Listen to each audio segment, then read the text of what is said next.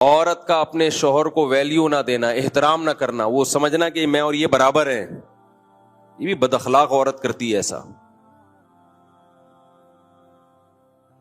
بھائی اگر دونوں ایک جیسے ہوتے تو یہ آپ کو چھوڑ دے، آپ کی کیا حیثیت رہے گی سوسائٹی میں؟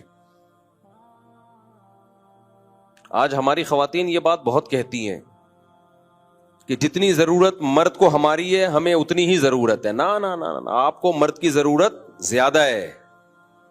اللہ نہ کرے وہ آپ کو چھوڑ دے، منہ کالا کرنے کے لیے اس کے پاس عورتیں بہت ہیں. یہ تو شریعت کا پابند ہے کہ اس نے، شریعت نے حلال پر کی باؤنڈری کھینچ دی ہے. ورنہ انگریز تو شادی وادی تھوڑی کرتا ہے، وہ اس کو پتا ہے عذاب جان ہے بھائی بیوی بنانا. نائٹ کلبوں میں روزانہ منہ کالا کرے گا. لیکن اسلام نے مرد کو پابند کیا کہ وفا کرو، اس کے علاوہ کسی اور عورت کی طرف مت جاؤ اور ساری زندگی اس کا نان نفقہ اٹھاؤ. کتنی بھاری بھرکم قیمت دیتا ہے ہماری سوسائٹی کا مرد عورت کے لیے، مگر میڈیا اس کو بد اخلاق بنا رہا ہے اور مرد کے مقابلے میں لا کے کھڑا کر رہا ہے. کھلے دلوا کے نا، کھلا لے لو اور تم انڈیپینڈنٹ زندگی گزارو، تمہیں کسی کی ضرورت نہیں ہے. اسلام نے کیا کہا؟ بھئی یہ تمہارا محسن ہے، اس کی کڑوی کسیلی برداشت کر لو. لو كنت آمر احدا ان يسجد لاحد لامرت النساء ان يسجدن لازواجهن. سجدے کا حکم ہوتا تو عورت کو حکم دیتا شوہر کے سامنے سجدہ کرے. یہ باتیں پہلے مائیں بچیوں کو سکھاتی تھیں. بھئی اونچ نیچ ہر گھر میں ہوتی ہے، برداشت کر لو. نا نا نا، آج کل اینٹ کا جواب پتھر سے. لیکن آپ ان خواتین کو دفتروں میں دیکھیں، nice to meet you, attitude ایسا خاندانی، باس کے ساتھ ایسے ان کا جو بیہیویئر ہے باس کے ساتھ بڑا زبردست. تو بھائی ہم برابر کے ہیں. برابر کے ہونے میں بھائی مرد کا فائدہ ہے. مرد کہے گا برابر کے ہیں، نکلو پتلی گلی سے یہاں سے. انگریز کی بیوی اور انگریز برابر ہوتے ہیں، اس لیے انگریز کہتا ہے کہ شادی کرو. 50 سال میں بڈھے ہو کے تو کر رہا ہوتا ہے بیچارہ شادی. ہمارے ہاں ٹین ایجر لڑکے پھنس چکے ہیں میری بیانات سن کے. 18 20 سال کے لونڈے شادی کر کے میرے بیانات سن کے شادی کی اور پھنس گئے. کیوں پھنس گئے؟ ادھر ادھر منہ نہیں مار سکتے. وہ رات کو جلدی گھر پر آئیں گے، سارا نان نفقہ اس کا اٹھائیں گے. وہ یہ تو عیاشی کی عمر تھی ان کی، لیکن انہوں نے اپنے آپ کو باؤنڈ کر لیا ایک عورت کی وفا کے لیے. تو پھر اسلام عورت کو بھی کچھ احکام دیتا ہے. یہ تمہارے سر کا تاج ہے، تو اس کو عزت دو، اس کو رسپیکٹ دو. یہ تمہارا بوائے فرینڈ نہیں ہے، یہ گھر کا سربراہ ہے. تو اخلاق کے ہمارے ہاں معیار ہی چینج ہو چکے ہیں. ہم گوروں سے اخلاق سیکھ رہے ہیں. کس سے اخلاق سیکھ رہے ہیں آج کل؟ گوروں سے. تو حسد نہ ہو آپ میں، جیلسی نہ ہو، استغنا ہو، دوسروں کے ٹکڑوں پہ نظر نہ ہو. استغنا اور تکبر یہ دو دیکھنے میں ایک جیسی چیزیں ہیں، لیکن ان میں زمین اور آسمان کا فرق ہے. تکبر کسے کہتے ہیں؟ دوسرے کو نیچا سمجھنا. اور استغنا کسے کہتے ہیں؟ اپنے آپ کو مخلوق کا محتاج نہ سمجھنا. دیکھنے میں دونوں ایک جیسے ہیں. مثال کے طور پر آپ غریب ہیں، مسکین ہیں، کھانے کو روٹی نہیں ہے، آپ کی خودداری یہ کہتی ہے میں کسی کے سامنے ہاتھ نہ پھیلاؤں، میں کسی کے سامنے ہاتھ نہ پھیلاؤں. یہ کیا ہے؟ یہ تکبر ہے یا استغنا ہے؟ بولو نا. یہ استغنا ہے. یہ بری چیز ہے یا اچھی چیز ہے؟ اچھی چیز ہے، یہ پسندیدہ ہے. اس کو خودداری کہتے ہیں، عربی میں استغنا کہتے ہیں. عفت اور پاک دامنی بھی کہتے ہیں کہ اپنے دامن کو داغدار ہونے سے بچا رہا ہے. لیکن یہی معاملہ اگر باپ کے ساتھ ہو، آپ کو روٹی نہیں مل رہی، باپ نے کہا چل یہ لے پیسے لے، 2 روٹی جا کے لے آ. آپ کہہ رہے ہو ہم کسی کے ٹکڑوں پہ پلنے والے، بولو نہیں ہے. وہی ماں کہہ رہی ہے یہ لے پیسے لے کچھ کھا لے جا کے. ہم کسی کے محتاج نہیں ہیں، انڈیپینڈنٹ ہیں ہم، کسی کے ٹکڑوں پہ نہیں پلتے.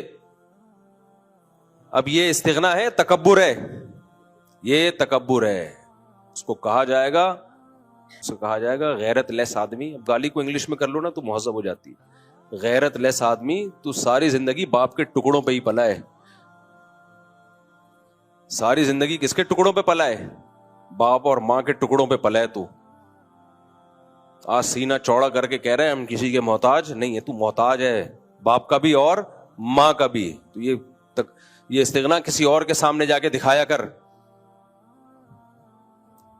کسی اور کے سامنے جا کے دکھایا کر. آج ہماری جو ینگ جنریشن ہے اس کو استغنا اور تکبر، ان دونوں میں فرق ہی ختم ہوتا چلا جا رہا ہے. بڑوں کے سامنے جھکا جاتا ہے بھائی، اپنے جیسوں کے سامنے انسان اپنی ٹانگ اونچی رکھتا ہے، لیکن خودداری ہے. آج کل خواتین بھی اس طرح کے تانے دیتی ہیں شوہر کو، 10 سال اس کی آمدن سے کھا پی کے اس کو نچوڑ دیا. اب پھر اس طرح کے تانے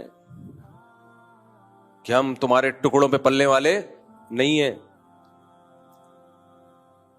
مرد جب بڈھا ہو جائے نا، ہماری سوسائٹی میں اس کے ساتھ بہت برا ہوتا ہے.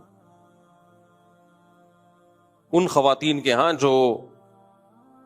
جن کی دینی تربیت نہیں ہے، جس عورت کی دینی تربیت ہے، اچھے خاندان کی ہے، وہ بڑھاپے میں اپنے شوہر سے زیادہ محبت کرتی ہے. وہ بچوں کی سائڈ کبھی بھی نہیں لیتی. وہ بااخلاق ہوتی ہے. وہ کہتی ہے بھائی میری زندگی میں پہلے یہ آیا ہے، تم بعد میں. تمہیں بھی میں نے جو پالا ہے نا، اس نے شیلٹر دیا تھا تو اچھے طریقے سے پال لیا. یہ شیلٹر نہ دیتا تو دھکے کھاتی میں تمہیں لے کے. لہذا اب اگر کبھی جھگڑا ہوگا تو میں اپنے شوہر کی سائڈ لوں گی، بیٹوں کی سائڈ نہیں لوں گی. ایسی خواتین بھی ہے، عزت دار خاندان سے ان کا تعلق ہے، غیرت مند ہے. لیکن ایسی بھی ہیں کہ نچوڑ لیا اس کو. اب بیٹوں اور بیٹیوں کے ساتھ مل کے اس بڈھے کی ایسی کی تیسی کی ہوئی ہے. وہ بیچارہ سسک کے مر رہا ہے، کیونکہ اب وہ کمانے کے قابل بولو نہیں رہا، نچوڑ لیا. اب یہی کہ تمہارے باپ نے مجھے دیا کیا ہے، ساری زندگی ستایا ہے اس نے، ساری زندگی ستایا ہے. تو جب ستانا شروع کیا تھا اس وقت علیحدگی لے لیتی. مجبور تھی میں، ایکچولی مجبور تھی. بچے لے کے کہاں جاتی؟ اس کا مطلب آپ کو اس کی ضرورت تھی نا. آپ کو پتا تھا بچے لے کے کدھر دھکے کھاؤں گی میں، تو اس نے شیلٹر دے دیا نا. تو بڑی بنیادی ضرورت آپ کی پوری کر دی نا. تو جو بہت بڑا فیور آپ نے اس سے لینا تھا وہ فیور لے لیا. اتنا بڑا فیور آپ نے اس سے لے لیا کہ زندگی آپ نے ایک شیلٹر میں ایک بچوں کو پال لیا بچوں کے باپ کی موجودگی میں. تو اب تو اس کے بھائی اگر کچھ ظلم زیادتی ہوئی تھی، اس کا مطلب اس کے ظلم کا لیول کم تھا، اس کے احسانات کا پلڑا بھاری تھا. تو جب اس وقت برداشت کر لیا اس لیے کہ ضرورت تھی، اب اس کو ضرورت ہے برداشت کر لو. نہ جب ہمیں ضرورت تھی تو برداشت کریں گے، بڈھے کو ضرورت ہے تو برداشت نہیں کریں گے. جتنا کھل کے بولتا ہوں تو خواتین جو مجھے گالیاں دیتی ہیں نا، وہ خواتین ہی جانتی ہیں. جیسے کمنٹس میں گالیاں آتی ہیں نا، لیکن میں بڈھوں کو دیکھ رہا ہوں بھائی، ہم اسی سوسائٹی میں بڑے ہوئے. ہاں غیرت مند خواتین غیرت مند ہوتی ہیں، ایسی بھی ہیں. ہمارے حضرت فرمایا کرتے تھے میاں بیوی میں اصل محبت شروع ہی بڑھاپے میں ہوتی ہے. بعض دفعہ یوٹیوب پہ انسٹاگرام پہ کلپ آ رہے ہوتے ہیں، بڈھا بڈھی ایک دوسرے کو کھلا رہے ہیں، ایسا اچھا لگتا ہے، بڑا اچھا لگتا ہے دیکھ کے.